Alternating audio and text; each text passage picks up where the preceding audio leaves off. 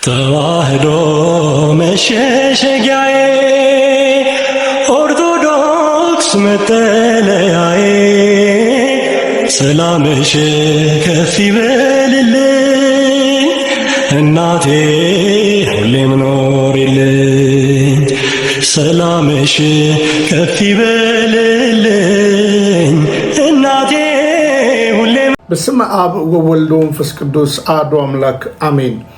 ሰላም ተወዳጆች እንደምን አላችሁ? እኔ የፍጥረት ሁሉ ባለቤት እግዚአብሔር ይመስገን በጣም ደህና ነኝ። ተወዳጆች እንዴት ናችሁ? ዛሬ እንግዲህ ወሳኝ ሀሳቦች ይዤ መጥቻለሁ። ከማነሳላችሁ እግዚአብሔር ይመስገን ወደ ቁልቢ ገብርኤል በጉዞ ላይ የነበረ አንድ መለስተኛ አውቶቡስ በጉዞ ላይ ያለ ባጋጠመው አደጋ ያው እንደምታዩት አደጋ ያው ባሱ ወድቋል። ይሁንና ግን ከዚህ ባስ ላይ ምንም አይነት ሰው አልተጎዳም፣ አልሞተም፣ አልቆሰለም። ሁሉ በሰላም ተርፈውልናል። የመልአኩ ጥበቃ አይለየን እላለሁ።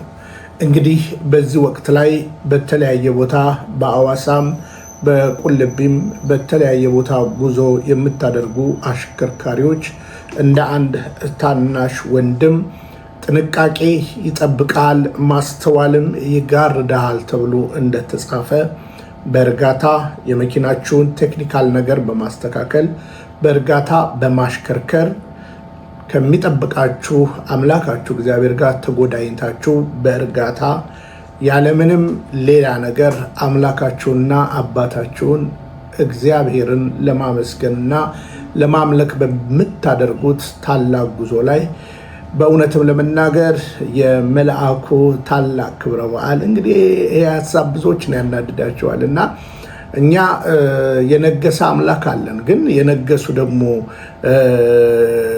አባቶች የነገሱ ደግሞ መላእክት ብለን ስንናገር ሌላ ነገር አታስቡ። በዕለቱ የሚቀደሰው ቅዳሴ ነው እና ግን ስለ መላእክት ማጥናት ትልቅ ነገር ነው እና መልአኩ ይጠብቃችሁ። እናንተም ለምታሽከረክሯቸው ቴክኒካል ነገሮች ከባቡር እስከ አይሮፕላን እንዲሁም በየብስ ላይ በሚደረገው ጉዞ ላይ ጥንቃቄ ያደርጉ፣ ቴክኒካል ምርመራ አድርጉ፣ በእርጋታ አሽከርክሩ።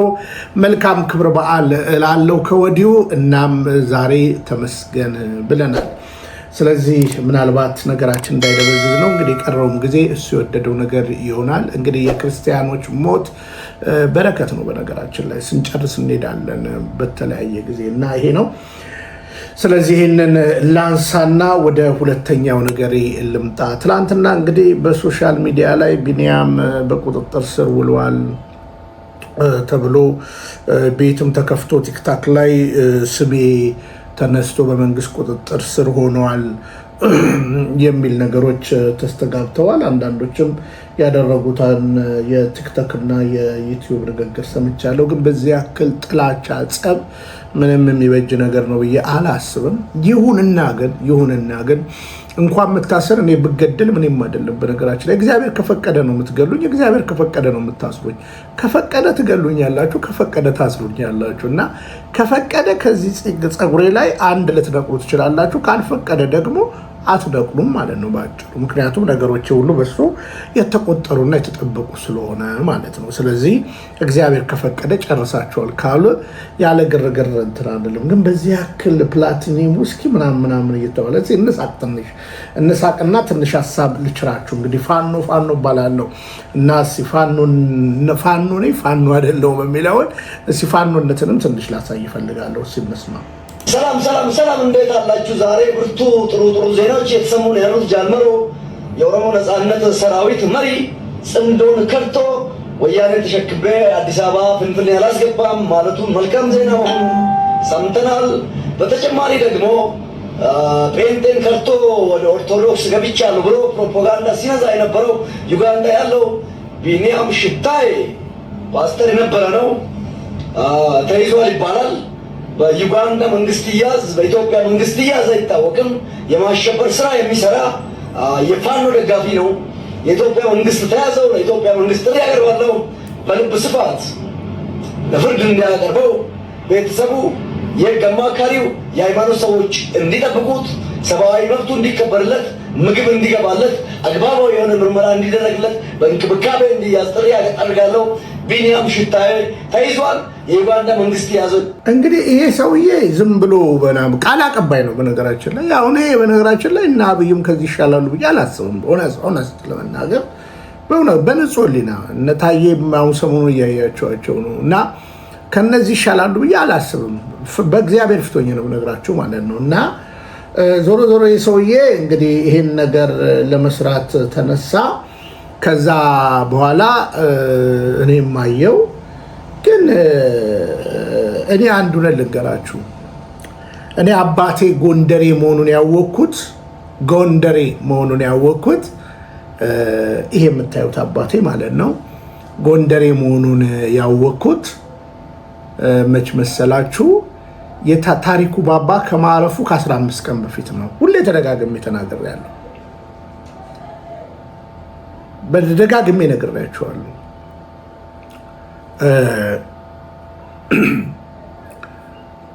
እና የነገረችኝም የታሪኩ ባባ እናት እትዬ አባይ ነች።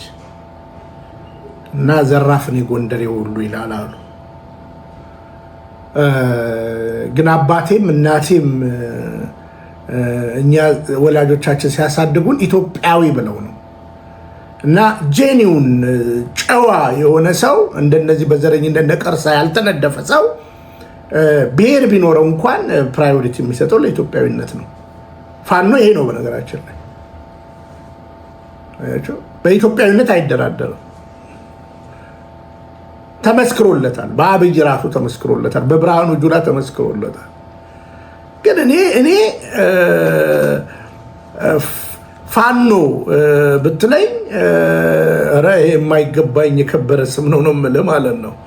ይሄ እኮ መብቱን የሚታገል እኮ ነው ፋኖ ጫካ ውስጥ። ባይ ዘ ዌይ ፋኖ ከቤተ ክርስቲያን ስርዓቶች አንጻር ከኢንስትሩመንት ከእያንዳንዱ ነገር አንጻር የአንዱ ቅኝት እንደሆነ በመሀሌቱ ላይ ከዚህ በፊት ተናግሬ ያውቃለሁ። ግን አንድ እውነት እንነጋገር ማለት ነው፣ ጀገን ያለ እውነት እና ከዛ በኋላ እንዳልኳችሁ ይሄን የመሰለ ሰው ፍለጋ ዞርኩኝ ማለት ነው። ጎንደር ለጥምቀት በሄድኩ ጊዜ ይሄን የመሰለ አባቴን እኔን የመሰለ እና ብዬ ስፈልግ ለካ ብዙዎች እንደዛው አይነት ከለርም አላቸው እና በቃ ይሄ እንግዲህ ከዛ በተረፈ ግን ስለ መብት ልናገር። ከዛ በኋላ አሁንም በደንብ ማወቅ ከፈለክ እናቴ ፋንታ ያያኔ ቅጣው ትባላለች። ጀግና ወታደር ነች።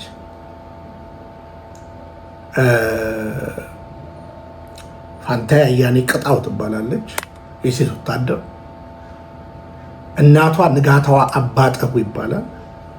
የወንድ የአባቴ አባት ሽታይ ጥግነ ወልደ ጊዮርጊስ ይባላሉ። የአባቴ እናት አሰጉ ወልደየስ ይባላሉ። እሺ፣ በትግራይ ጦርነት ጮክ ያለው፣ በአማራ ጦርነት ጮክ ያለው፣ ነገ ኦሮሚያም ችግር ቢፈጠር እጮሃለሁ። የትግራይ ጦርነት ተጃጅለንበት ነበር። ወዲያው ግን ነቃል። የአጥፍቶ ጠፊ ትግራይን ለማጥፋት የሚደረግ ዘመቻ እንደሆነ ወዲያውኑ ነቃል። ወዲያውኑ ባንንን። ከዛ መቃወም ጀመርን። የአማራ ክልሉ ሲነሳ ደግሞ ገባን ሌላ ጥፋት። ስለዚህ ሰሜኑን ማህበረሰብ ለሀገር የማይበጅ ጎጂ ባህልና ጎጂ እምነት ይዞ ጎጂ አስተሳሰብ ይዞ ያለ ኢትዮጵያን የሚያጠፋ ነው ብላችሁ ልታጠፉ ተነሳችሁ። በቆሻሻ አስተሳሰብ ዘር ቆጥራችሁ። ስለዚህ በዚህ ሁኔታ ፋኖ ነህ ካልከኝ፣ አዎ ፋኖ ነኝ። አዎ ፋኖ ነኝ። መብቴን አትግደሉን፣ አታስፈራሩን፣ አትጨፍጭፉን፣ ከቀያችን አታባሩን ማለት አዎ ፋኖ ነኝ። አንተ ካልከኝ አዎ ፋኖ ነኝ። ግን እኔ ከዘሬም ከብሔሬም ከማንነቴ ክርስትና ይበልጣል ብዬ እኔ ክርስቲያን ነኝ፣ እኔ ኦርቶዶክስ ተዋህዶ ነኝ እያልኩ ነው። ማንንም ቢሆን በክርስቶስ ነው የማውቀው። እሱን ነው እያስተማርኩ ያለሁት። ግን አትግደለኝ የሚል ሰው ለምን ገዳዩን መውቀስ ኃጢአት አለበት? እና ለዛውም እና አብይ ማንነታቸው ሌላ ሆኖ በሆነ ዘር ውስጥ ተወሽቀው ለሆነ ዘር ነገ እንዳይመለስ የሚያደርግ ጠባሳ እያስቀመጡ። ስለዚህ 86 ብሔር ብሔረሰብ አለ። ለእኔ 86ቱም ብሔር ብሔረሰብ እኩል ነው፣ እኩል ነው ለእኔ። የሰው ልጅ ክቡር ነው፣ የሰው ልጅ እኩል ነው። እሺ ሳልፈልግ እግዚአብሔር ፈቅዶ ከነዚህ ደጋግ ሰዎች ተወለድኩኝ። ከዛ በተረፈ ፖለቲከኛ በሆን የምመረጠው ወደ አዲስ አበባ ነው። ደግሞ አዲስ አበባ ያው ታውቃለህ፣ አሰጎ ወልደየስ ተብለ፣ ጥግነ ወልደ ጊዮርጊስ ተብለ እነቴጌን እያወሩ ምናምን። ስለዚህ ያገባናል የምንልበት ነገር እንደ ሀገር። ስለዚህ ተወው። ጤና እኮ ያላቸው አያሌ ኦሮሞዎች እኮ ይሄ ጦርነት ልክ አይደለም እያሉ እየጮሁ ነው። የአብይ አመራር ልክ አይደለም እያሉ እየጮሁ ነው። ጤና። ከዛ በተረፈ እኔን ደግሞ ኦሮሞ ያው እናቴ ሰላሌ ስሬ መድኃኒዓለም የተወለደችው እኔን ኦሮሞ ጠል ምናምን ብለህ ማሳቀቅ አትችልም። ከአንተ በላይ ለኦሮሞ ሕዝብ እኔ ነኝ ውለታ የዋልኩለት። ሂድና ዝዋይ ጠይቅ፣ ዝዋይ ጠይቅ፣ ስለኔ ዝዋይ ጠይቅ፣ አምቦ ጠይቅ። አንተ ውሃ ስትቆርጥበት እኛ ነን ውሃ ያስገባንለት።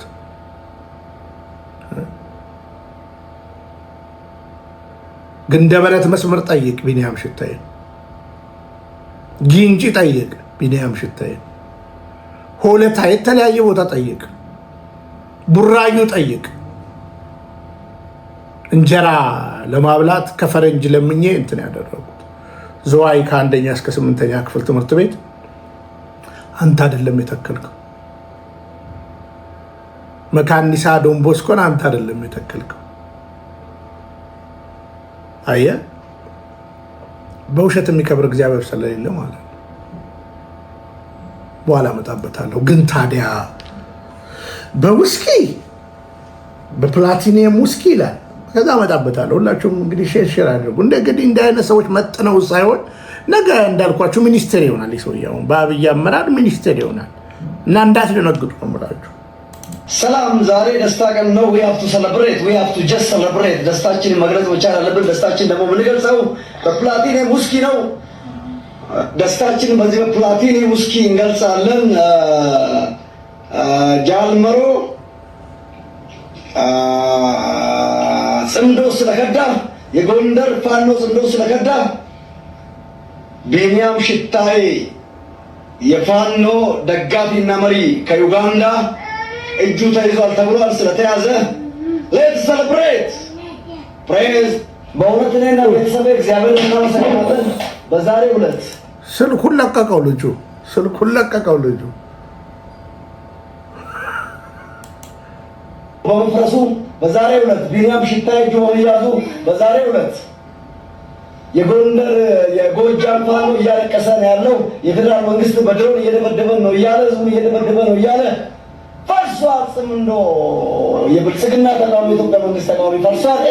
እንግዲህ ብቻ አይደለም ቢያንስ ሰውዬ አብይም እንደዚህ ነው ልጆች የሚያደርጉት አሉ። ጆሮውን ኮር ይቆረቁራሉ አሉ። ይሄ ሰውዬን የሚያደርጉትን ልጁ የሚያደርገውን ተመልከቱ። ጆሮውን ኮርኩር አጽደ ተሰማ እያለው ነው። በደንብ ይሁን። ሰላም። ዛሬ ደስታ ቀን ነው። ጃልመሮ ጽምዶን ከድቶ ወያኔን ተሸክሜ አዲስ አበባ ፍንትኔ አልገባም ብሏል። ከጠቅላይ ሚኒስትር አብይና ከኦሮሚያ ፕሬዝዳንት ሽመልስ ጋር በቅርብ ታርቆ እንደሚመጣ ተስፋ እናደርጋለን። ሌላው ጴንጤን ከርቶ ኦርቶዶክስ የሆኑ በኡጋንዳ ያለው ቢኒያም ሽታዬ ዛሬ በቁጥጥር ስር ውሏል። በኢትዮጵያ ፌዴራል መንግስት ይሁን በዩጋንዳ መንግስት አይታወቅም፣ ተይዟል፣ ቁጥጥር ስር ውሏል። ቢኒያም ሽታዬ ፋኖ ደጋፊ ነው። የተያዘው በፌዴራል መንግስት ሆነ የተያዘው በኢትዮጵያ ደህንነት ሆነ ሰብአዊ መብቱን እንድታከብሩ ምግብ በደንብ እንድሰጡት። ጆሮውን መኮርኮር ጀመረ። ያችሁት ልጁ ጆሮውን መኮርኮር ጀመረ። ይሁት ሃይማኖት ሰውና እንዲሁም ደግሞ ከጠበቃዎቹ ጋር በትክክል እንዲገናኝ ሰብአዊ መብቱን እንድታከብሩ ጥሪ ያደርጋለሁ። አስፈላጊውን ትሪትመንት ሰብአዊ መብት ጥበቃ ሁሉ አድርጉለት። ቢኒያም ሽታዬ ገቢ ሆኗል ከዩጋንዳ። እናመሰግናለን የዩጋንዳ መንግስት፣ እናመሰግናለን የኢትዮጵያ መንግስት ከያዘው አጥርተ ስማ እያለው ነው። እንግዲህ ከሁለተኛ ሚስቱ የሚወለድ ነው፣ 6ኛ ልጁ ነው። እና በዚህ ያክል እንግዲህ አብይ ካድሬዎቹን እየላከና የተለያየ ነገር እያደረገ ነው። በነገራችን ላይ እኔ አንድ ነገር ልንገራችሁ፣ አም ሬዲ ለሞት እንዳልኳችሁ ነገሬ ሸብረክ ሳይል ባለኝ ስታንድ ማህተቤን ጠብቄ የሀገር ፍቅርና የሀገር ወዳድነቴን በጽኑ ይዤ በመኖሬ ፕራውድ ነው የሚሰማኝ። ስለዚህ እግዚአብሔር ወይ እንደታየ ቦግ አለ ስላላረከኝ አመሰግንሃለሁ ነው የምለው። እውነቴን ነው የምነግራችሁ እና በደንብ ስሙ። ሌላው እንግዲህ ከዚህ ጉዳይ ሳንወጣ ትላንትና የሚያውሰር ተደላችኋል። በዚህ በጉራጌ ክልል በጉራጌና በሀዲያ በስልጤና በሀዲያ ዞን እንግዲህ ከባድ ተቃውሞ ሰልፍ ተቀስቅሷል። እነዚህ ተቃውሞ ሰልፎች ከምን የመጡ ነው ከተባለ ያው ቤተክርስቲያን እናፈርሰዋል።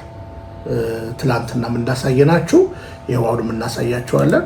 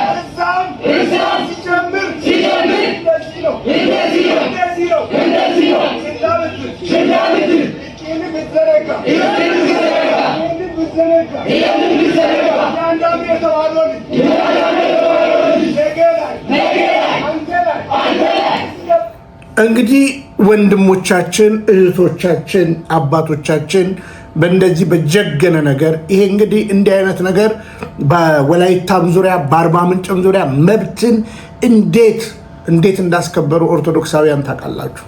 ስለዚህ ግልጽ የሆነ ተቃውሞ አድርገዋል። ነገ አንተ ላይ ይመጣል፣ ስለዚህ ንቃ እያሉ እንግዲህ እንደምታዩት ትላንትና ምሽትም በላይቭ በግልጽ ከቦታው አስገብተን እንዳስተላለፍንላችሁ የቅዱስ እስጢፋኖስ ቤተክርስቲያንን እንግዲህ በመሰራት ላይ ያለ ኮምፕሊትሊ አፈራርሰውት መንግስትና ፕሮቴስታንቶች ናቸው ያፈራረሱት። ልብ አግኝቶ እንግዲህ እስከዚህ ተደርሷል ማለት ነው። ለማንኛውም እንዲህ አይነት መብት ነው። ቦታውን ገዝተን ነው ሌጋል ከሆነ ለዛውም ከፕሮቴስታንት ሰው ነው የተገዛው ቦታው። እና በፍጹም እዚያ አትተክሉም ብለው ይሄን ነገር አድርገዋል። ግን ህዝቡ በቁጣ ወጥቷል። ቀጣይ ነገሩን እንግዲህ እየተከታተለን እናቀርብላችኋለን። እንግዲህ ኦርቶዶክስ ማጥፋትና አማራና ትግሬን አጠፋለሁ ብሎ የተነሳው የፋሽስቱ የክፋት መራሹ አብይ አህመድ አሁንም ብዙ ነገር እያደረገ ነው እና ቀጣይ ነገሩን በመጀመሪያ ከስነ ልቦና ላንሳና ስነ ልቦና ላይ ምን እያደረገ ነው የሚለውን ነገር እስኪ በጥቂቱ ላሳያችሁ። ስነ ልቦና ላይ ምን እየሰራ ነው? እስኪ አሁን እንግዲህ ይህ በአማራ ክልል ያለ አንድ ብላቴና ልጅ ነው። ስሙት።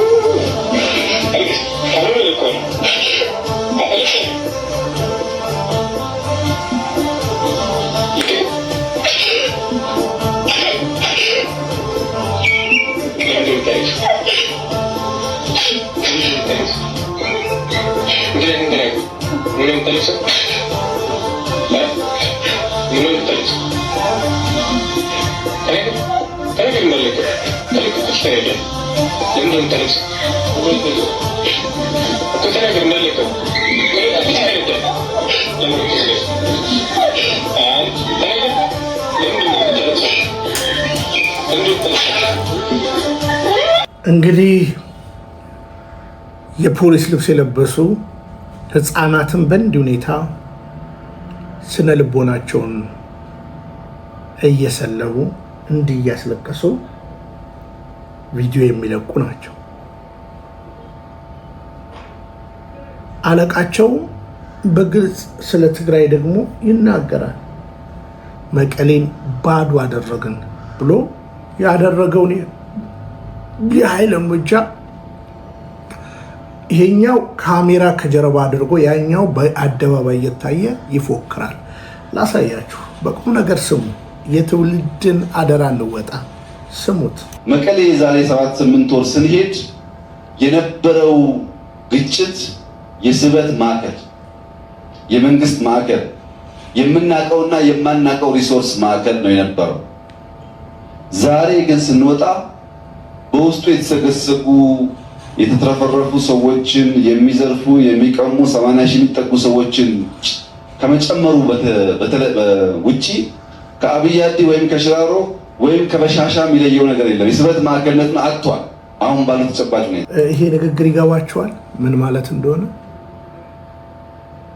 ምን ማለት እንደሆነ በቃ ማጥፋት ነው ባለው ነገር። በነገራችን ላይ ሰሞኑን አሳይቻቸዋለሁ። መድኃኒት ፋብሪካ አጠፋን ብሎ በጀግንነት ሲናገር፣ ፋብሪካዎች አወደምን ሲል፣ አማራ ክልልም ትግራይ ክልልም። ይህ በእንዲህ እንዳለ ግን ሌላው ክልል ላይ እንኳን ሲተክል አታዩትም። ፌክ ነው። ይህ አርቲፊሻል ነገር ነው ሰውየው የሚወደው። እና እንደ በሻሻ አደረግናት መቀለን ይለናል። እንደ በሻሻ አደረግናት፣ አጠፋ ነው፣ ያሞገሷን አወደም ነው፣ አላማችን ይነዋ እያለ ነው። ታዲያ በምን አጠፋሃት አትለኝም? ለምሳሌ ቅድም እንዳሳየዋችሁ በየቦታው ኦርቶዶክሳዊ ያለበት ቤተክርስቲያን ይወድማል፣ ምዕመናን ይታረዳሉ፣ ይቀላሉ። እንደገና በሰሜን ጥርግ ያለ ኃይልን ምክንያቱም አይታችሁ ከሆነ በቅርብ ጊዜ ነቢያቶች ምናምን የሚሏቸውን ጠንቋዮቻቸው ወደ ጎንደር ልከው ጎንደርን ለኢየሱስ እንደዚህ እያሉ ለሐሰተኛው ኢየሱስ ብዙ ሞክረዋል፣ አሁን የኃይል እርምጃ ነው፣ የድሮን ጭፍጨፋ። ለምሳሌ አባታችንን እንስማቸው።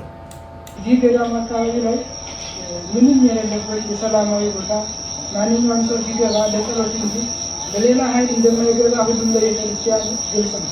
ለምን እና እኛ በማናውቅበት ቦታ በምንም በሌሉበት ቦታ ልጆቻችን ያጣናትን መነኮሳትን ማለት ነው ሁሎችም ጨፈጨፋቸው። እንግዲህ የኢትዮጵያ ኦርቶዶክስ ተዋሕዶ ሃይማኖት ተከታዮች ይህንን ነገር ሁሉ የምታውቅ ተግባር እንግዲህ ይህ ሁለት እናቶች የሞቱበት አንድ እናት እንግዲህ በክፉኛ ቆስለው ሆስፒታል ያሉበት እንዲሁም ሌሎች 8 እናቶች ቆስለው በሆስፒታል ያሉበት የቅድስት አርሴማ ገዳም የወሎ ቦታ እና በድሮን ነው እየጨፈጨፈ ያለው። ኧረ ያ ብቻ አይደለም። በመጨረሻ አቡነ ጴጥሮስን ንግግር አመጣና በሱ ነው የምጨርሰው። ከዚያ ግን በፊት ታየንና ሌላ የማቀርበላችሁ ነገር አለ። እወቁት፣ አብይ አህመድ ሊያጠፋህ ነው የመጣው ምንል በመረጃና በማስረጃ ነው። ላጠፋህ አልመጣውም ካለ እስ መረጃ ያቅርብ። ይሄው አስቡ እንግዲህ አንድ የሀገር መሪ መቀለን ባድማ አደረግናት እንደ በሻሻ አደረገ። በሻሻና መቀሌ አይነጻጸሩም። በነገራችን ጎንደርን ይላችኋል። ነገ ደግሞ እንደ አቦሳ አደረግናት፣ አቦምስ አደረግናት፣ እንደ አዳሚት ሁሉ አደረግናት ይላችኋል። ባህር ዳርን ይላችኋል። የሆነ ቀን ይመጣና እንደ አርሲ ነገሌ ያደረግናት ይላችኋል። ይህ ነው የአብይ አመራር እና አመለካከት። ይህ ነው ታሪክን፣ እሴቶችን የማጥፋት ከህፃናት ጀምሮ በማንነታችን እንድንሳቀቅ የሚያደርግ የሰራዊቱ ስብጥርም ነው። ሰራዊቱ ራሱ እኮ ተናግሯል። እኔ ለምን ዋሻለሁ? ይሄ ሰራዊት የሚናገረውን ስሙት። ያገኛን ግደሉ፣ ያገኛን ጨፍጭፈው፣ ያገኛችሁን ቤት ያቃጠላችሁ ሂዱ ብለው መመሪያ የወረደ ነበር። ማሰር ሳይሆን መንበርከክ ሳይሆን ዝም ብሎ ከቤት አውጦ መግደል፣ በር ፊት ለፊት አውጦ ማለት ነው። 3 ሰዎች እንዳስገደልኩ ማለት ነው። የራሴ ደግሞ 2 ሰው እንዳስገደልኩ እንደገደልኩ የራሴ ማለት ነው። አድርጎ የተባልነው ይሄንን ነው ይላችኋል።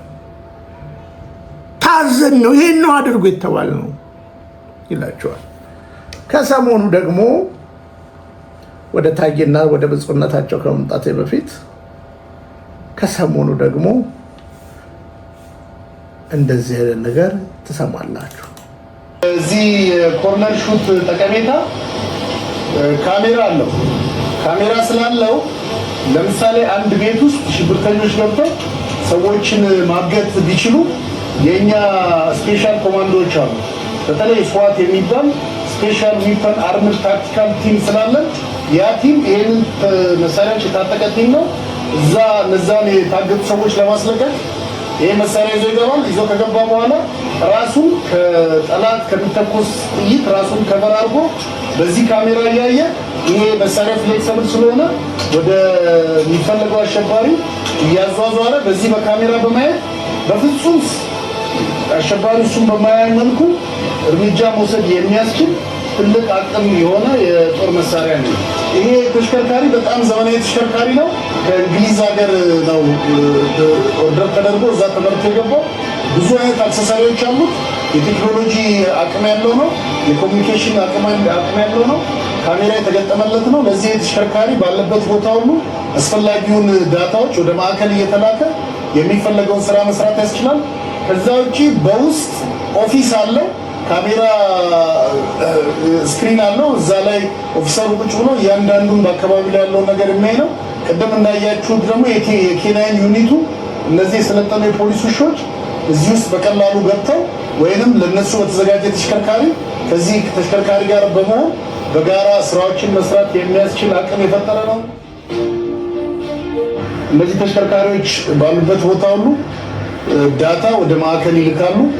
ወደ ማዕከል የተላከውን ዳታ ደግሞ እዛ ያለው ኦፊሰር ተጠቅሞ ለነሱ የተለየ ነገር ካለ በሬዲዮ ኮሚኒኬት እያደረገ አስፈላጊውን የወንጀል መከላከል ስራ መስራት የሚያስችሉ ናቸው።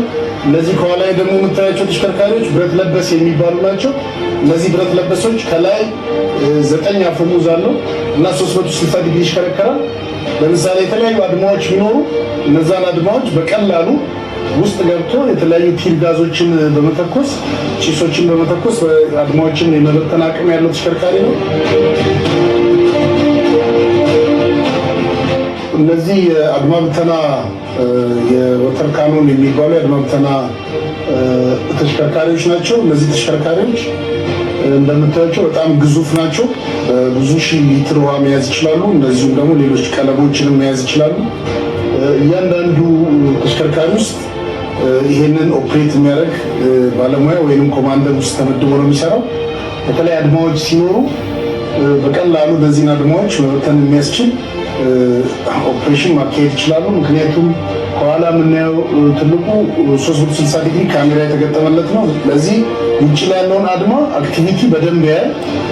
እንግዲህ ኮሚሽነር ደመላሽ እንዲሁም ኮሚሽነር ጌቱ በመጀመሪያ የ20 ቀን እስሬ በቢሮ አስጠርተህ አናግረኛል። አሁን አምነህበት እንደማትናገረው አውቃለሁ። በልብህ አሁን እንደው ይሄን ከመግዛት የስንዴ ማጨጃ ብንገዛ አይሻለንም? ይሄን ከመግዛት ማዳበሪያ ብንገዛ አይሻለንም? ልብህ ይሄን ነው የሚለው።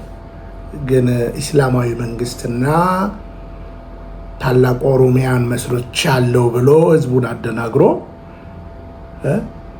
ንጉሳዊ ስርዓት ሊያደርግ ያለው እናንተንም ምን እንደሚያደርጋችሁ አውቃለሁ ጠንቅቄ። ስለዚህ ሰው ተርቦ ተቸግሮ የኢኮኖሚው ጣሪያ መንካት ጠን የመቶት ህዝቡ በዚህ ችግር ውስጥ እያለ አሁን እንደዚህ አይነት ነገር ማሳየትና ማየት ይከብዳል አይደል? ለማንኛውም ትግራይን፣ አማራ ክልልን ለማውደም ኤርትራን አትነካትም፣ አትችላትም። ነገራችን ላይ ግብፅ መጣች ሲባል ምን እንደምትሆን ይታወቃል። ግን የፈረደበት የትግራይ ህዝብ የቀረውን በቃ ቅድም ያሳየኋችሁ እኮ አብይ እኮ ቃል በቃል እኮ ነው የተናገራት። ያት ቃል በቃል መቀሌ ዛሬ 7-8 ወር ስንሄድ የነበረው ግጭት የስበት ማዕከል፣ የመንግስት ማዕከል፣ የምናቀውና የማናቀው ሪሶርስ ማዕከል ነው የነበረው። ዛሬ ግን ስንወጣ በውስጡ የተሰገሰጉ የተትረፈረፉ ሰዎችን የሚዘርፉ የሚቀሙ 80 ሺህ የሚጠጉ ሰዎችን ከመጨመሩ ውጪ ከአብይ አዲ ወይም ከሽራሮ ወይም ከበሻሻ የሚለየው ነገር የለም። የስበት ማዕከልነትን አጥቷል። አሁን ባለው ተጨባጭ ሁኔታ አሁን ደግሞ ከበሻሻ በታች ከውቅሮ በታች አወድመዋለሁ። ሰው ወንድሙን ለመግደል ትላንትና ሳይቻቸዋለሁ አይደለ? ባጣ ባጣ በቢላ ብሏል አብይ። በቢላ ባጣ ባጣ እና አሁንማ እንዴት ብር አለው ይኸው ከእንግሊዝ ከቱርክ ከምናምን ከእንደፈለገበት ሀገር እያመጣ ለምን ወንድሙን ለማረድ ወንድሙን ለመግደል መነኮሳቱን በእንዲህ ሁኔታ ለመጨፍጨፍ ቤተ ክርስቲያንን ለማውደም የትላንት ዘገባዬ ላይ በደንብ አስቀምጨላቸዋል። ግን ይሄ ሁሉ ሆኖ አጠፋዋለሁ የሚል የአማራ ህዝብ፣ አጠፋዋለሁ የሚል የትግራይ ህዝብ በደንብ ስሙኝ። ይሄን የሚናገረው በታሪካዊ ውቅሩ በዚህ ቋንቋ ነው። ቋንቋውን ላሳያችሁ። እኔ ግን በእንግሊዝኛ እንዳወራ ጠብቁኛል፣ ቋንቋ እንደሌለው ሰው ማለት ነው። እና በጣም የሚገርማችሁ እኛም ጋር ህግ ስለሌለ እናደርገዋለን፣ ግን ስህተት ነው። እኛም ቋንቋ እኛ ያላከበርነውን ቋንቋ ማንም አያከብርልን። ደግሞ ያኛውን ችለን ቢሆን ጥሩ ነው። በማንችለው እንቸገረው የምንችለው እያለ ይሄ ልምምድ ህግ ያስፈልገዋል፣ ስርዓት ያስፈልገዋል። የት መቼ የሚል ጉዳይ ተራ መግባባት ብቻ አይደለም፣ ከዛ ያልፋል ነገሩ። የሀገር ክብር ጉዳይ ስለሆነ በትምህርት ቤትም በመንግስትም ማየት ያስፈልጋል። ትክክለኛ ሀሳብ ነው ቢታይ። የውሸት ትምህርት ማስረጃ በትምህርት ብቻ ሳይሆን በመንግስት ቤትም ከፍተኛው ችግር እሱ ነው። እሱም መታየት አለበት። እንግዲህ የውሸት ማስረጃው ማን ጋር እንዳለ የሰባተኛ ክፍሉ ጠቅላይ ሚኒስትር ወደፊቱ ፕሬዚዳንትና ንጉስ ማን ጋር እንዳለ ልቦና ያውቀዋል። እና ሰው አማርኛ እያወራ አማራ የሚል ህዝብን ላጥፋ ይላል።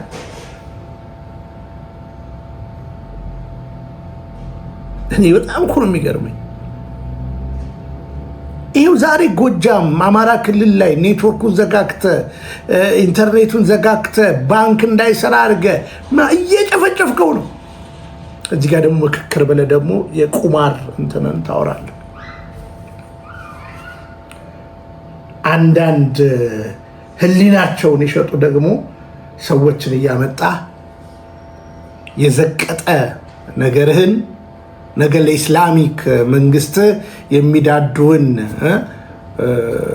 ዋህብያዎችን የያዘ ቡድንን እንዲደገፍ የሰለመውን ታዬ ቦጋለን በእንዲህ ሁኔታ ታስቀምጠዋለህ። ታዬውን ስላልተጠየቀው ሲያወራ ስሙ። እኔ የማውቀው አህመዲን ጀበል ፍጹም ትሁት ምሁርና አንባቢ ተመራማሪ፣ አንደበተ ርቱዕ ይሁን የማይል ለፈጣሪው በአግባቡ የሚገዛ ሙአሚን፣ ላመነበት ጉዳይ ወደኋላ የማይል ጀግና፣ የአቋም ሰው፣ እስር ቤት ውስጥ የነበሩ ለዋስትና ገንዘብ ያነሳቸውን ቄሶች ወይም ቀሳውስት ጭምር ገንዘብ ከፍሎ ያስፈታ የመልካምነት አርአያችን፣ የኔ አይነት በሃይማኖት እኩልነት የምናምንና ፍቅር ያሸንፋል ብለን የተነሳን ሰዎች አስተምሮና አንጾ የግራ የምንወደውና የምናከብረው ኡስታዛችን ነው። የስም ማጥፋት ዘመቻው የቆየና በእነማን እንደሚመራ የሚታወቅ ቢሆንም ሰሞኑን ኢትዮጵያ እያካሄደች ያለውን የምክክር መድረክ አስመልክቶ በሚያነሳቸው ሀሳቦች የስም ማጥፋት ዘመቻው ተጧጡፏል። በዚህ ልክ የተዘመተበት አህመዲን ጀበል ስህተት እንዳውቅ እስኪ አንድ ልክ ያልሆነ ጽሁፍ ወይም የቪዲዮ ምስል በኮሜንት አስቀምጡና ይላል። እኔም ስለ ጀበሉ ያለኝን አቋም ላስተካክል። ሰዎች ለእምነታቸው መታዘዛቸው አክባሪ እንጂ አክራሪ አያስብላቸውም። ማሳሰቢያ፣ ያለ ማስረጃ የሚበደረቅና ተሳዳቢ ብሎክ በተባለ ሰይፍ ከገጽ ላይ ያጠፋዋለሁ። ሚስባህ ከድር ይላል። ይህን ካልኩ በኋላ እኔ ወደ እኔ ልግባ። ቆይ ታዬ ቆይ፣ አንተ በደህና ጊዜ አብዳሃል። በነገራችን ላይ አንተ በደህና ጊዜ አብዳሃል። ቆይ አሁን የሰው ወሬ ነው አይደለ? የሙስሊም ለሙስሊም መልስ ነው አይደለ? በመሰረቱ አህመዲን ጀበል እስር ቤት ሰው ረድቷል። እኔን ጠይቀኝ። አህመዲን ጀበል እኮ የታሰረው እኮ ታሪክ መርምር፣ ጽንፈኛ ሃይማኖት ታሪክ አጠና። በራሱ በእስልምና እኮ የተመሰከረ እኮ ነው። በነገራችን ላይ ይሄ ሰው መላው እስልምና አይደግፈው፣ አክራሪ ነው። ያ እስልምና ተበጣጥሱ ታውቀዋለህ። እሱም ብቻ ላደርግልህ አትሞክረኝም። እኔ እንዳልኩ ነው። የኖርዌዩ ምስጢር ነው የማወጣው፣ የአውሮፓው ምስጢር ነው የማወጣው። ታዬ አርፈህ ቁጭ በል። ግን ደረቅ ላደርግልህ ታዬ። እኔ ለምሳሌ የታሰርኩ ጊዜ 20 ቀን በጨለማ ቤት ስታሰር መጠየቅ ትችላለህ። እዛ የታሰርኩበት ቦታ የትግራይ ህዝብን ከ128 የሚሆኑ የትግራይ ህዝቦችን በዋስትና አስፈትቻለሁ። ገንዘብም በማውጣት በምንም። ይሄን አረኩ ለማለት አይደለም፣ ግን የኔ ያልሆነውን መልሼ አልጠይቅም። አሁን ከጀርባ የመስቀል አደባባይን ጃልሜዳ፣ አሁን ቀጥለህ ራስህ የምታነሳው ታሪክ አለ። ይሄ ነው እንግዲህ እናንተ እውቀት እኮ ቀጥሎ ይታያል እኮ በነገራችን ላይ ዞሮባቸዋል። ከዛ በተረፈ ይህ ሰው በግልጽ አማርኛ በዘረኝነት ነቀርሳ የተነደፈ ከአራጁ ከአብይ አህመድ ጋር አብሮ ያለ የአራጁ አብይ አህመድ ወንድም ብዬ ነው የምጠራው። በግልጽ አማርኛ ኢትዮጵያን ሊያጠፋ የተዘጋጀ ግለሰብ ነው። ስልጠናዎች ብዙ እኮ አሳየን። አንተ መች ይገባል? አንተ ተደፍናል፣ ከታችም ከላይም ደፍነውሃል። እኔ ክፉ አታናግረኝ። አስተምረኸዋል። እንግዲህ በየዩኒቨርሲቲ በየኮሌጁ ነበርኩ ብላል አይደል? አስተምረኸዋል። እስከ አስተማርከው እዚህ ቦታ አስተምሬዋለሁ በል እና ይታወቃል። ሰው በምን ታሰረ? እነዚህ ሰዎች እኮ አንዳንድ እውነት ለመናገር እግዚአብሔር ይስጣቸው፣ እኛ ቀድሞ የነበሩት የእስልምና መሪ ነቅተው ተከላከሉ፣ አንዳንዶችም ተከላከሉ እንጂ እነዚህ ሰዎች እኮ ኢትዮጵያን አገሪቷን ምን ሊያደርጓት እንደሚያስቡ በደንብ ይታወቃል። አሁንም በደንብ ይታወቃል። ወደዚህ ዛሬ 4 ዓመት ሂድና የኔን ፕሮፋይል እዛው ኢትዮጵያ ሆኜ ይኸው ከፈለግ እንዴት እንደሰራውባቸው። ግን እስኪ ወደ አንተ ጥያቄ የምሁር ጥያቄ ልምጣ፣ የሊቁ የምሁሩ ጥያቄ ልምጣ። አቤት ሆድ እንደታየ ሲለውጥ ማንንም ምን ያላየው ሰው እኮ በነፃነት እኮ እስላም መሆን እኮ ይችላል። ሰው በነፃነት እኮ የብልጽግና ለቅላቂ መሆን ይቻላል። ግን እውቀትን አንተረሳ። እስቲ እንምጣ፣ ቀጥል። አይታችሁ ከሆነ አህመዲን ጀበል ላይ የማያወጡት ቀንድ፣ የማይቀጥሉለት ጭራ፣ የማይሰነዝሩት የስም ማጥፋት ዘመቻ የለም። አንዱን ግን አህመዲን ጀበልን በቪዲዮ አስደግፎ ይህ ሀሳቡ ትክክል አይደለም ብሎ የሚሞግት አይቻልም። ወይም ኡስታዝ አህመዲን ጀበል የጻፈውን ጽሁፍ በተገቢ መንገድ ፎቶሾፕ ሳይሰራ፣ አሁን ፎቶሾፕ የኔንም ስለሚያደርጉ ፎቶሾፕ ሳይሰራ ስክሪንሻት አድርጎ አምጥቶ የሚያሳየን ሰው የለም። ግን አህመዲን ጀበል ላይ መረባረብ አለ። ለምን የሚለውን ነገር ስናመጣ ኡስታዝ አህመዲን ጀበል እንደተጠቀሰው እኔም እንደማምንበት አንደኛ ምሁር ነው፣ ሁለተኛ አንደበተ ርቱዕ ነው። አንደበተ ርቱዕ ብቻ ሳይሆን አንደበቱ የተገራ ነው። ሶስተኛ በርካታ ሙስሊሞች እጅግ በጣም በርካታ ሳይሆን እጅግ በጣም በርካታ ሙስሊሞች የሚያከብሩት ኡስታዝ ነው። ተጽዕኖ ፈጣሪ ነው። ሀሳቡን ይዞ ወደ ምክክር ኮሚሽን ገባ። እንደውም አንድ ሀሳብ አቅርበው ነበረ ኡስታዝ አህመዲን ጀበል ከምክክር ኮሚሽኑ ላይ ከተነሳ ኢትዮጵያ የዜጎች ናት ወይስ የብሔሮችና ብሔረሰቦች የሚል ሀሳብ አንስቶ በዚህ ሀሳብ ዙሪያ የተወሰነ ነገር ጻፈና አየው። ይህ ሰው ሁልጊዜ የሚሄደው በእውቀት ነው፣ ሁልጊዜ የሚሄደው በጥበብ ነው። ምክንያቱም ኡስታዝ አህመዲን ጀበል ከተባለ ገና ታዩት ያማቸዋል። አንደኛ ኢትዮጵያ የዜጎች ናት ወይ ክርክሩ ሲል የአሜሪካ ህገ መንግስት ሲቪክ በእነሱ አጠራር በአሜሪካኖች ጉግል ላይ ብንሄድ ሲቪክ የሆነ ናሽናሊዝም ሲቪክ የሆነ ነገር ነው የሚከተለው። ስለዚህ አሜሪካ የዜጎች ናት፣ የዜጎቿ ናት። በኢትዮጵያ ህገ መንግስት ደግሞ ኢትዮጵያ የብሔሮችና ብሔረሰቦች ናቸው፣ የቱ ይሁን የሚል ሀሳብ አነሳ። አሁን ይህን ሲያነሳ ኡስታዝ አህመዲን ጀበል በእውቀት ላይ ተመስርቶ ምን እንዳለ አልተወሰንም፣ አልተደመደምም። ሁልጊዜ የሚነሳ ነው። የግል መብት ይሁን ወይስ የቡድን መብት? የዜጎች ትሁን ኢትዮጵያ ወይስ የብሔር ብሔረሰቦች? ይሄ ደግሞ ሳይንሱ የምታዩት ፌዴራሊዝም የሚከተሉ ሀገሮች ውስጥ እኔ እንደዚህ የጉግልን ጠየቁ፣ ቻት ጂፒቲን ጠየቁ፣ በኤአይ ጠየቁ፣ የትኛው ሞዴል ይሻላል? ስለዚህ ይሄ ሞዴል ይሻላል አለንም አለ ጉግልም ቻት ጂፒቲም ኤአይ። ስለዚህ እኔ ኦኬ እንደዚህ ማተለኝ ከሆነ አልኩኝ የዜጎች መብት ይከበር፣ የግለሰብ መብት ይከበር ወይስ የቡድን መብት የሚል ክርክር አለ ሁልጊዜ ኢትዮጵያ ውስጥ። አንዱ የፖለቲካ ቁርቁስ፣ አንዱ የፖለቲካ በቃ ታየ አይውቀት ለዚህ እውቀቱ ሲለ ለታየ ቦጋ ላጨብጭቡለት። ታየ በቃ ያልተማርክ መሆንን ተገለጠ። ዝም ብሎ ለፍላፊ መሆንን በመሰረቱ አንተ የታሪክ ምሁር ነኝ ብለህ ቻት ጂፒቲ ምናምን ነገር ምናምን እንትና ምናምን ጠየቅኩ ምናምን ትላለህ። በመጀመሪያ ደረጃ አሜሪካና ኢትዮጵያን በምንም አታነጻጽራት። አሜሪካ የዛሬ 600 ዓመት ማን እንደመሰረታት የምትታወቅ ሀገር ነች። ስለዚህ እኛ አገሪቷ ላይ በህገ መንግስቱም እንደተጠቀሰው አገሪቱ የብሔር ብሔረሰቦች ነች።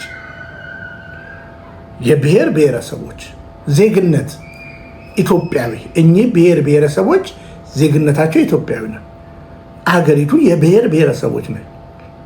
አሜሪካ ዜግነት ለምንድን ነው የምትለው? አሜሪካንን ማን መሰረታት? ከዛ ናና እስቲ ኢትዮጵያን እገሌ የመሰረታት የሚል ታሪክ አምጣልኝ። አሜሪካንን ማን መሰረታት? ታሪክ አለ አጥና። አውስትራሊያን እነማን መሰረቱ? ካናዳን እነማን መሰረቱ? በማን የመንግስት አገዛዝ ላይ አሉ? አየታሪክ ምሁር። በነገራችን ላይ ዜግነት በተለያየ መንገድ ይገኛል። ደጋግሜ ነግሬሃለሁ። ደጋግሜ እኮ አስተማርኩ። እኔ ታናሹ መሀይሙ እኮ ቀና ብዬ እኮ እየነገርኩ እኮ ነው። ዜግነት በተለያየ መንገድ ይገኛል። ስለዚህ ኢትዮጵያ የብሔር ብሔረሰቦች ነች። አሁን አህመዲን ጀበል ጥቃት ስላለበት እዚህ ላይ የአብይ አህመድም የእነ አህመዲን ጀበል ሁለተኛ ዜጋ ነን የሚል ጥቃት ስላለባቸው ለምን በብሔር ብሔረሰቡ ውቅር ውስጥ መግባት ስለማይፈልጉ መጤ ሃይማኖትና መጤ አሳሰብ ስለተዘበዘበባቸው የዜግነት ወይስ ምናምን ይላሉ። እንዴ ኢትዮጵያማ በጣም ክብር ተሰምቶን ኢትዮጵያ የብሔር ብሔረሰቦች ነች። ከአሜሪካ ጋር እንዴት ታነጻጽራታለህ? የዛሬ 600 ዓመት ከተመሰረተችው አሜሪካ ጋር እንዴት ታነጻጽራታለህ? አየታየ እውቀት። ለማንኛውም ብሔር ብሔረሰቦች ከዛ በኋላ ዜግነት ደግሞ ስንወጣ ስንንቀሳቀስ መታወቂያችንም ላይ አይተህ ከሆነ ብሔር ይልና መቼም ይጠፋል ተብሎ እየተጠበቀ ነበር አይደለ? ሁሉንም ጠቅልለ ትግራይንም ኬንያንም ኡጋንዳንም ኦሮሞ ልታረግ ነው ታየ የካቢይ ጋር ከእነ አህመዲን ጀበል ጋር እየጠጋ ያለው የአህመዲን ጀበል እኔ ኡስታዝ አቡበከር ቪዲዮዎች እኮ አሳየውን አታይም እንዴ አንተ? የምን ኤአይ መጣ? ቢፎር ኤአይ እኮ ነው ስንሰራ የነበረው ነገራችን ላይ እና በደንብ ሰማ። ስለዚህ ኢትዮጵያ የብሔር ብሔረሰቦች ናት። እነዚህ 86 ብሔር ብሔረሰቦች ውቅራዊ አንድነት ዜግነት ስለሚያመጣ ኢትዮጵያዊ የሚባል ዜግነት አላቸው። ዜግነት ደግሞ የሚገኝበት ደግሞ ሌላው የሚጋራበት ነገርን አጥና። ኢትዮጵያ እንኳን እርሷን የሌሎች ዜጎችን እንኳን የመቀበል ባህሏ በእስልምናም እንደ ሐረርና የተለያየ ክልል ላይ ዞረክ ማየትና ማጥናት ወሳኝነት አለው። እናንተ ያው የተጠቃችሁ ስለሆናችሁ ችግር ስላለባችሁ በፍርሃትና መንቀጥቀጥ የእውቀታችሁም ልክ ይህ ስለሆነ ኢትዮጵያ የሚለው ስምን ማጥፋት አለብን ብላችሁ ስለተነሳችሁ ስለዚህ የማን ነው የሚል ይሄ በነገራችን የማይም ጥያቄ ነው። እንዲህ አይባልም። ኢትዮጵያ የብሔር ብሔረሰቦች ነን። ለምን መጤ ዜጋ የመሰረታት ሀገር አይደለችም። በፍጥረት መጀመሪያ አንብብ ኢትዮጵያ የምትባል ሀገር ብሎ እግዚአብሔር ሲጠራት ያኔ እናንተ ብሔራዊ ቲያትር ላይ ስንናገር አልሰማኝም ሳስተምር እንዴ? እግዚአብሔር ሀገር ብሎ ሲጠራ በመጽሐፍ ቅዱሳችን ላይ የምታገኛት ኢትዮጵያ የምትባል ሀገር ነች።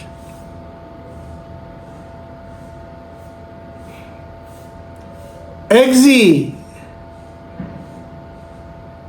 ጌታ ብሔር ህዝብ ዓለማት የዓለማት ጌታ ኢትዮጵያ የብሔር ብሔረሰብ ናት።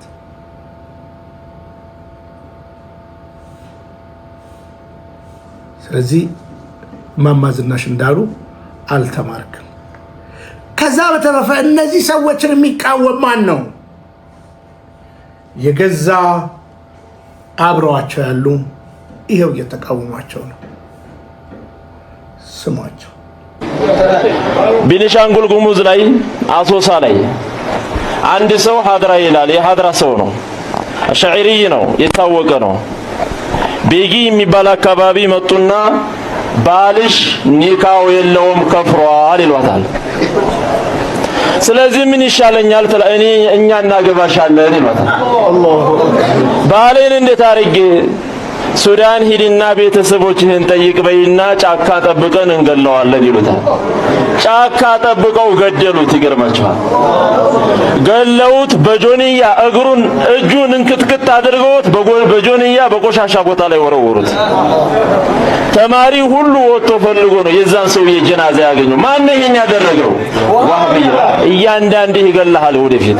ሶሪያ እንዳደረጉት፣ ሊቢያ እንዳደረጉት ጠቅላላ ሙፍቲውን እንደጨረሱት ገና ከቤት ያዋጣሃል የማትናገር ከሆነ ከሐሪማህም ያዋጣሃል። ገና ልብ በል እያንዳንድህ መጅሊሱ ትላለህ ገና ህልውና የለህም፣ ለመኖር ራሱ ተስፋ የለህም። አገር ፈልጉ እያሉ ነው አሁን። ታዲያ ለዚህ ለምንድን ነው የምንለባበሰው? ለምንድን ነው ቅቤ የምንቀባው ነው የምለው። ወሰላሙ አለይኩም ወራህመቱላሂ ወበረካቱ። እውነታው ይሄ ነው። ስለዚህ እኛ አይደለን የምትቃወሙ። በስተመጨረሻ ብፁዕነታቸው የሚናገሩትን ንግግር ላሰማችሁ። እንግዲህ እዚህ ጋር ከመሳይ መኮንን ጋር ያደረጉት ንግግር አባታችን እንግዲህ በተቀዳሚነት ከሚጮሁ አባቶቻችን አንዱ ናቸው እና እኔ አብይ አህመድ በጆሬ በአይኔ እያየሁት ነው። ዘመኗን ሙሉ ስታሰቃየን የነበረች ላያት አልፈልግም፣ ከቤተ መንግስት በደብዳቤ ነው ያባረርኳት። በግልጽ አማርኛ 400 ፓስተሮች ጠርቶ በግልጽ አማርኛ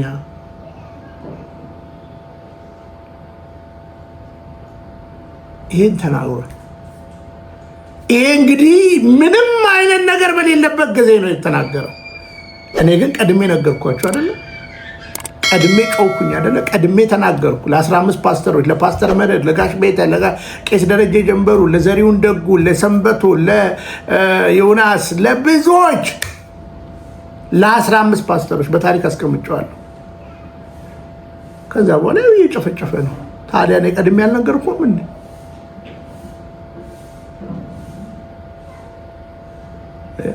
ሊያጠፋ ነው የመጣው እኮ። ምን ለዚህ እኮ ነው በሚሄዱና በሚመጡ ፖለቲከኞች አትባሉ ምላችሁ። ለዚህ እኮ ነው። ለማንኛውም ንጉሳችን ይቀጥል ይሆን? የአባታችንን መልእክት ስሙ። አባታችን ቡራኪው ይድረሳል። ሰላም እግዚአብሔር ከሁላችን ጋር ይሆን። በርቱ፣ ተበራቱ። ይህም ጊዜ ያልፋል። ብንኖር ለትውልዱ እንጠቅማለን፣ ብንሄድ ግን ራሳችንን እንጠቅማለን። ሰላም እግዚአብሔር ከሁላችን ጋር ይሆን። ሰላም። 8 ዓመት እኮ ሆነ ሰው ሲገደል ያለማቋረጥ በየጊዜው። አሁን ስንት ሰው ሞተ ነው እንጂ ለምን ሰው ሞተ እኮ አይደለም፣ ስንት ሰው ነው የሞተው ነው። እኔ እያልኩ ያለሁት ግን እናቶቻችን፣ እህቶቻችን፣ ልጆቻችን ምን አረጉ እያልኩ ነው። ምንድን ነው የተፈጠረው ነገር? ይሄው እኮ እስቲ እግዚአብሔር ያሳይ። ምንም ነገር የሌላቸው የሴት መነኮሳትን በድሮን ከሚያስቀድሱበት ላይ ምን ማለት ነው? እና እውነቱም ነገር ካልከኝ ይህንን ስሰማ ባለፈውም የዚህ በተለይ አንድ አሁን ከፕሮቴስታንት የተመለሰ ወንድም አለ፣ ዩቱብ አለው፣ በየጊዜው ይናገራል። አሁን ያሉትን መሪዎች ስለ ኦርቶዶክስ ያላቸውን አመለካከት በየጊዜው ነው የሚናገረው። ኦርቶዶክስን በኢትዮጵያ ምድር እንዳያት አልፈልግም ብለዋል የሚል በአደባባይ ነው። ለኛ ነው ለተሰበሰብነው ነው እንደዚያ የሚለን። የፕሮቴስታንት ወደ 300 ምናምን የሚሆኑ የፕሮቴስታንት ፓስተሮች ሰብስበው ነው ያን። አሳዛኙ ነገር ግን አብይ አህመድ ነው ይሄንን የሚለው አይደል አባታችን? ነው እንደዛ ነው የሚለው። አብይ አህመድ ነው የሚለው። እኔ አይደለሁኝም። ኮቴሽን ነው እየጠቀስኩ ነው። ምን አገር ኦርቶዶክስን በኢትዮጵያ ምድር ላይ እንዳያት አልፈልግም ብሏል አለ ሰውየው። አሁንም በየጊዜው ነው የሚናገረው። ባይዘው ነግረህናል እኮ እንደዚህ ብለህ እያለ ነው የሚናገረው ወንድማችን። እሱን ነው ሪሶርስ እና ይህንን ስሰማ እና ባለፈው ደግሞ ገዳማት የእንትን ማሰልጠኛ የምንድን ነው የጦር የወታደር ማሰልጠኛ ሆነዋል እዚህ አዲስ አበባ አሉ። እና ይህንን ስሰማ ባለፈው የብፁዕ ቅዱስ አቡነ ቴዎፍሎስን ሞት ምክንያት አድርጎ አንድ ልጅ ደብዳቤ መጽሐፍ ጻፈ። መድሎተ ሰነድ ትባላለች መጽሐፏ። እና ኢንተርቪው ሲያደርግ ሰማሁት። ኢንተርቪው አደረገችው እህታችን መስከረም። እና ደርጎቹ እሳቸውን ለመግደል የተጠቀሙት ነገር ምንድነው? ዶክመንተሪ። ያን ጊዜ ዶክመንተሪ ያለ አልመሰለኝም። በነገራችን ላይ ደርግ እንደመጣ እንዳሁኑ ዶክመንተሪ ርካሽ አይደለም ይመስለኛል። ግን በእነሱ ሐሳብ ዶክመንተሪ ሰሩ። ምንድነው ዶክመንተሪው የሚለው? ብፁዕ ቅዱስ አቡነ ቴዎፍሎስ አባ መልእክቱ በሚባሉበት ጊዜ ብፁዕ አቡነ ጴጥሮስን እንዲገደሉ ለነግራዚያን ይጽፈዋል የሚል ሰዎች ሰብስበው 7 ሰዎች ቃለ ጉባኤ ሰርተው በዚያን ጊዜ በነበረው አርማ አርገው በብፁዕ አቡነ ጴጥሮስ ላይ እርምጃ እንዲወሰድ ብለው ደብዳቤ አሳስባለሁ ብለው ደብዳቤ የጻፉ መሆኑን የሐሰት ጉባኤ ሰርተው ማለት ነው። ያን ነገር አድርጉ ብሎ አገኘው ብሎ መዘዘኛዋ ደብዳቤ የምትልናት እሱን በሱ ዙሪያ ላይ ሲናገር የአቡነ ጴጥሮስን ሞት ይገልጻል። በዚያው ልጁ እና ብፁዕ አቡነ ጴጥሮስ መገደላቸውን ኢትዮጵያ የተመደበው ግራዚያኒ ነው አይደል? እሱ የሚባለው እሱ ለሮም መንግስት ሲጽፍ ደብዳቤ ሪፖርት ሲያደርግ የአባ ጴጥሮስ መሞት በጣም ጥሩ ነገር ነው፣ ኦርቶዶክስን እንደዚህ አድርገን ካላዋረድናቸውና ቀስማቸውን ካልሰበር ነው እንዲሁ በቀላል የሚያልፉ አይደሉም የሚል ደብዳቤ ነው የጻፈው። ከዚያ በሱ ምክንያት እሳቸው ደብረ ሊባኖስ አካባቢ ነበሩና ደብረ ሊባኖስ የአርበኞች የአርበኛ ባዮች ምሽግ ነው፣ የጦር ማሰልጠኛ ነው ብሎ ደብረ ሊባኖስ ለ6 ወር ዘጋው ይላል። ምንም አይነት በዚያ ሰው እዚያ እንትኑ ላይ ቤተክርስቲያኑ ላይ ሊያከብር የሄደውም በሙሉ ያን ጊዜ በጥይትና በቢላዋ ነው አርደው የጨረሱት። አንድ ቦታ ላይ እንትኑ አለ ልታንቡ ትችላለህ። 126 ላይ ገጽ ነው እና ወደፊትም መጽሐፉን ብታገኘው ደስ ይለኛል። ይሄ ለአንዳንድ ነገር ሊኖር ይችላል እና ይሄንንና ያን አዛመድኩት።